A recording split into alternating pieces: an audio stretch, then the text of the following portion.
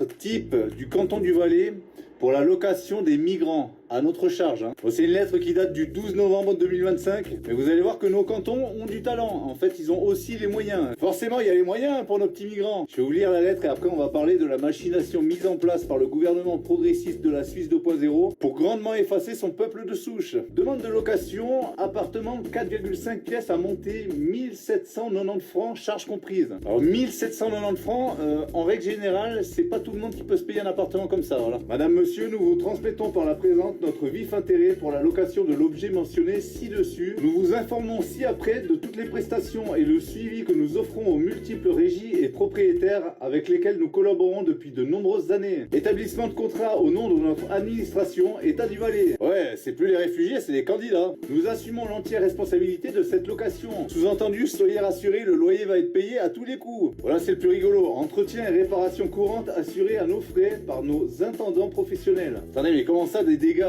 Les migrants savent bien se tenir, non? Non? Mais pas de panique, on va vous rassurer, il y a des visites régulières de l'appartement par nos répondants sociaux et notre service immobilier. Histoire de checker si tout va bien, si la famille des migrants a pas fait d'autres familles de migrants. Et que les gosses ont pas bloqué l'ascenseur, agressé des gens dans la rue. Assurance RC collective à notre nom, couvrant toutes les personnes dépendant de notre administration. Attendez, mais toutes les personnes, ils seront combien exactement dans l'appart? Nous sommes votre unique interlocuteur en toutes circonstances. Sous-entendu, merci de ne pas emmerder nos migrants, ils parlent même pas la langue. Mais pourquoi les cantons, y compris le Valais, tant conservateur, louent-ils des appartements pour nos migrants? Eh bien simplement parce que les cantons n'ont plus aucun pouvoir en Suisse 2.0. L'obligation légale est fédérale. La loi sur l'asile impose à la Confédération et aux cantons d'héberger des demandeurs d'asile pendant toute la procédure. Répartition et prise en charge. Après les centres fédéraux, c'est-à-dire ayant passé les 140 jours maximum dans un centre fédéral, le migrant doit être déplacé dans un appartement, un hôtel ou un palace. Les cantons doivent donc fournir un appartement ou un logement collectif. Le financement par qui? Par le contribuable évidemment. Les loyers, l'entretien, les assurances RC, les aides sociales, l'accompagnement sont payés par les impôts cantonaux. Les raisons officielles invoquées: le respect des conventions de Genève, les fameuses, le principe de dignité humaine, l'unité familiale. Vous comprenez, les pauvres bébés? Pardon? L'unité familiale des Suisses? Ah non, ça on s'en fout. Le contexte particulier en Valais, c'est que la pression est due à l'augmentation des flux. Ukraine, Afghanistan, Syrie, que des beaux petits pays, forçant le canton à rechercher activement des appartements pour tous ces malheureux, pour les accompagner vers l'autonomie. Et oui les copains, tout cela fait partie du plan de l'Union Européenne, évidemment. Il n'est pas question d'un grand remplacement, il est question d'un grand effacement de notre culture, de nos traditions, de nos peuples, de notre ethnie. Il reste de l'espoir, nous sommes en vie. Rejoignez 10%, vive la Suisse libre. Bonsoir Monsieur Marais, bonsoir la chancellerie d'État du canton du Valais.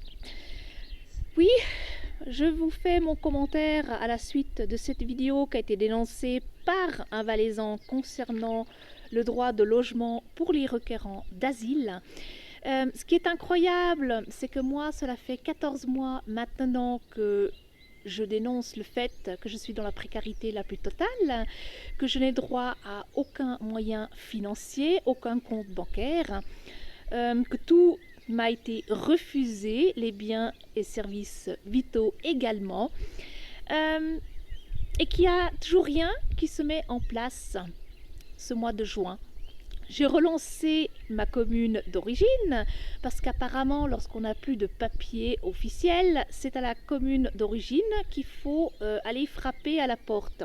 Alors c'est ce que j'ai fait, donc j'ai relancé la machine en leur demandant les corrections légitimes. Comme par hasard, jusqu'à aujourd'hui, il n'y a pas de retour d'email.